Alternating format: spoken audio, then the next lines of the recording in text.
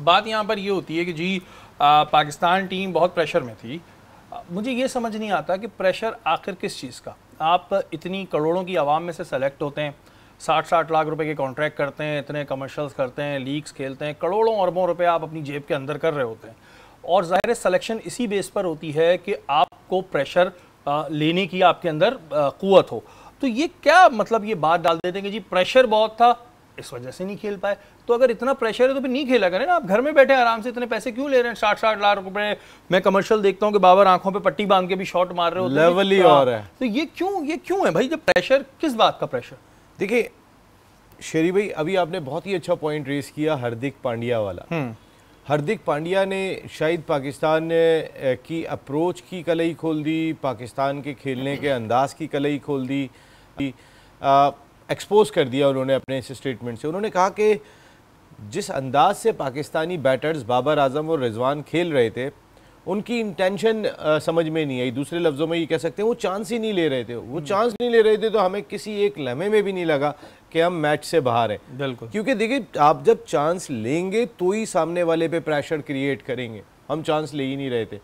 हार्दिक पांड्या का जुमला बिल्कुल इसी तरीके का एक जुमला मुझे याद है, बेन स्टोक्स ने कहा था 2019 वर्ल्ड कप में, जब पाकिस्तान इंग्लैंड का और इंडिया का मैच खेला गया था, तो बेन स्टोक्स ने ये स्टेटमेंट दिया था कि महेंद्र सिंह धोनी और उनकी टीम की इंटेंशन लगी नहीं थी कि वो ये टारगेट चेस करना चाहते हैं। उसका नतीजा ये निकल रहा था, अगर इंडिया वो टारगेट चेस कर लेता तो पाकिस्तान सेमीफाइनल में आ रहा था। इंडिया ने वो टारगेट चेस नहीं किया, तो बहुत ज़्यादा मीडिया पे डिस्कस हुआ था कि बेन स्टोक्स ने उस वक्त की इंटेंशन बताती थी इंडियन टीम की कि वो तो चेस ही नहीं करना चाहती थी ये टारगेट, कहीं पाकिस्तान सेमीफाइनल में नहीं आ जाए, वजह कुछ भी हो, लेकिन उन्होंने ये कह दिया था इंटेंशन मुझे इंडिया की लगी, वो चेस नहीं करना चाहती थी। आज हार्दिक पांड्या ने सेम वही स्टेटमेंट कहा है। पाकिस्तान क्रिकेट टीम की दूसरे लफ्ज़ों में इंटेंशन ही दिखाई नहीं दे रही थी। देखिए मैंने आपको कहा ना कि जब 155 से 191 पे टीम आउट होती है ना, तो बहुत सारी आईब्रोज जो है वो एकदम से खड़ी हो जाती हैं कि भाई ये हुआ क्या है। हम किस चीज़ के ऊपर मान करें, किस चीज़ के ऊपर कहें कि हमारा ये शोबा बहुत स्ट्रॉन्ग दिखाई दे रहा है। आप और कौन कौन सी तब्दीली करें? बाबर शादाब को हटाने को तैयार नहीं हो रहे, वाइस कैप्टन बना के भेजा आपने यहाँ से, हालांकि उनकी कोई परफॉर्मेंस नहीं थी। बाबर आजम इस चीज़ के लिए लड़े क्योंकि अफगानिस्तान की जो सीरीज़ हुई थी जिसके अंदर बाबर रिजवान वगैरह नहीं गए थे, वो शादाब कप्तान गए थे। शादाब बहुत ज़्यादा जोर लगाते हुए दिखाई नहीं दिए थे उस सीरीज़ के अंदर। तो ऐसा लगता है ये ग्रुप ऑफ फ्रेंड्स जो है ना, ये बहुत ही स्ट्रॉन्ग है, ये एक दूसरे को बहुत ज़्यादा सपोर्ट करता है।